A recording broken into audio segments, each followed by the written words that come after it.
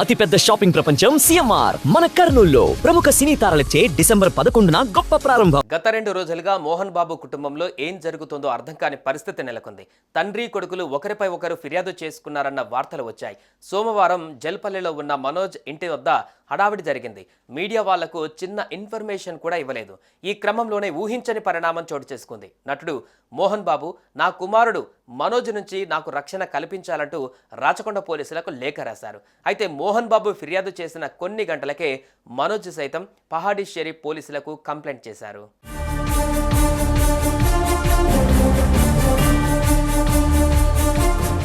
తనపై దాడి చేసిన వారి వివరాలను పహాడీ షరీఫ్ పోలీస్ స్టేషన్లో అందించారు మంచు మనోజ్. వారిపై చర్యలు తీసుకోవాలని ఆయన ఫిర్యాదులో పేర్కొన్నట్లుగా తెలుస్తోంది. అయితే మనోజ్ ఫిర్యాదు పైన పహాడీ షరీఫ్ ఇన్స్పెక్టర్ తాజాగా స్పందించి మీడియాతో మాట్లాడి వివరాలు వెల్లడించారు. మంచు మనోజ్ ఆదివారం తన భార్య పిల్లలతో ఇంట్లో ఉండగా 10 మంది గుర్తు తెలియని వ్యక్తులు వచ్చి దాడి చేసే ప్రయత్నం చేశారని తన ఫిర్యాదులో పేర్కొన్నారని ఆయన అన్నారు.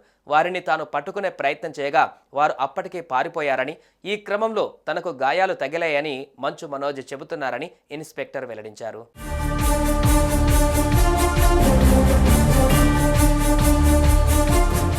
దెబ్బలు తగలడంతో తాను ఆసుపత్రికి వెళ్లానని, ఈ ఘటనకు సంబంధించిన సీసీటీవీ ఫుటేజ్ కూడా లేకుండా చేశారని మంచు మనోజ్ ఆరోపిస్తున్నారన్నారు. కానీ మనోజ్ కంప్లైంట్లో 10 మంది గుర్తు తెలియని వ్యక్తులు అని మాత్రమే పేర్కొన్నారని, మోహన్ బాబు పేరు గాని ఇతర కుటుంబ సభ్యుల పేర్లు గాని లేవని ఆయన తెలిపారు.